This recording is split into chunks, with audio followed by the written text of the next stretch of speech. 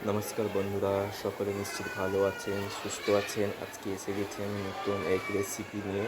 Chinese পদ্ধতিতে মাংস কষা রান্না করে দেখাবো আপনাদেরকে। কেমন লাগলো রেসিপিটা জানাতে ভুলবেন না। ভালো লাগলে অবশ্যই একটা লাইক করবেন, শেয়ার করবেন, কমেন্ট করবেন এবং নতুন বন্ধু হলে সাবস্ক্রাইব করে নেবেন। নতুন বন্ধুদের স্বাগত জানিয়ে, পুরনো বন্ধুদের পাশে থাকার জন্য ধন্যবাদ জানিয়ে শুরু করব আজকে রেসিপি। চলুন তাহলে শুরু করা যাক। বন্ধুরা দেখতে পাচ্ছেন আজকে চিকেন কষা বানাবো। এখানে রেখেছি চিকেন, এর সঙ্গে এখানে আছে টমেটোর পেস্ট, এখানে আদার পেস্ট, রসুনের পেস্ট, পেঁয়াজের কুচি রেখেছি। আজকে চিকেন কষা বানাবো। হ্যালো বন্ধুরা, তেল গরম হয়ে গেছে দেখুন। এবার চিনিটা একটু দিয়ে দিচ্ছি। দেখুন চিনিটা দেওয়া হয়ে গেছে। এবার পেঁয়াজ কুচিটা দিয়ে দেবো। চিনিটা একটু গরম হোক।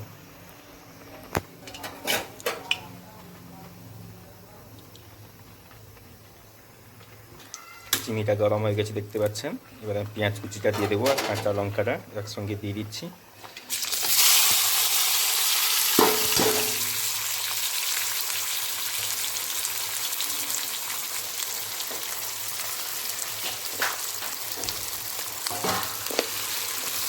দেখতে পাচ্ছেন বন্ধুরা, পেঁয়াজ কুচি চিনির সঙ্গে মিক্সড করে দিচ্ছি। এবার একটু লবণ দেব।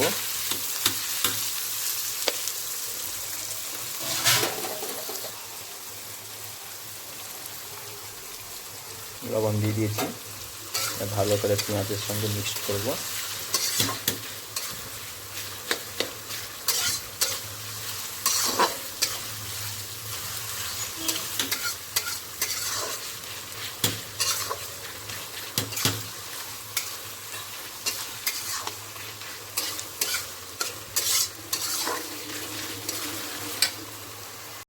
পেঁয়াজের কালারটা এসে গেছে।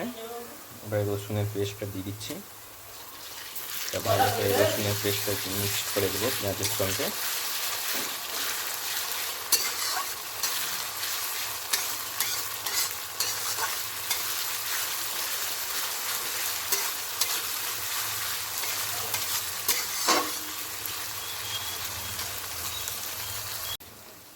দেখতে পাচ্ছেন বন্ধুরা, রসুন আর পেঁয়াজ দুটো একসঙ্গে হয়ে গেছে।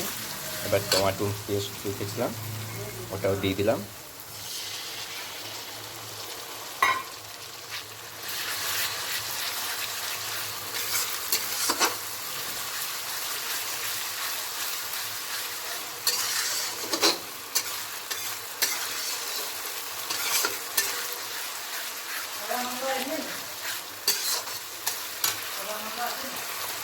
এবার আদার পেস্ট দিয়ে দিব। এবার ভালো করে মশলাটাকে একটু টাইম দিতে হবে, ভালো করে মিক্সড করিয়ে।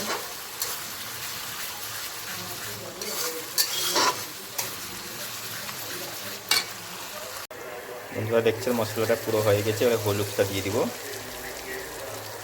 হলুদটা দিয়ে দিয়েছি। ভালো করে একটু মিক্সড করে দিই।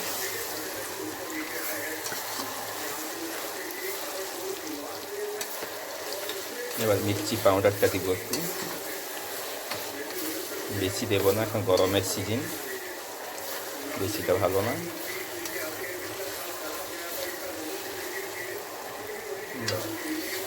মির্চি পাউডার দিয়ে দিচ্ছি। এবার ভালো করে এগুলোকে মিক্সড করব। বন্ধুরা দেখছেন পুরো হয়ে গেছে। এবার একটু বাটার পেস্টের জলটা রেখেছিলাম ওটা দিয়ে দিচ্ছি।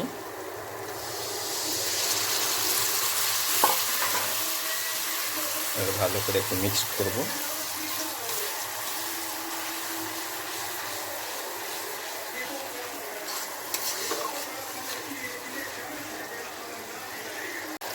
বন্ধুরা দেখছেন মশলা হয়ে গেছে।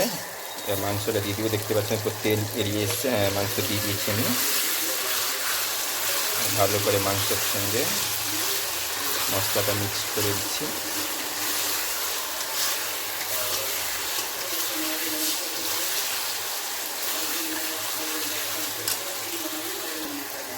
ভালো করে মিক্সড হয়ে গেছে। এবার একটু থালাটা চাপিয়ে রেখে দেবো মাংসটা সিদ্ধ করার জন্য।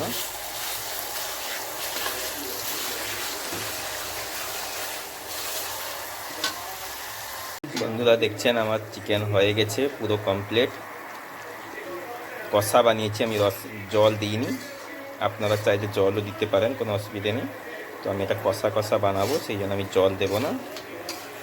পুরো কমপ্লিট হয়ে গেছে, বেশি সময়ও লাগেনি। দেখেছেন আমার টিপসটা কত অল্প সময় রান্না হয়ে গেছে।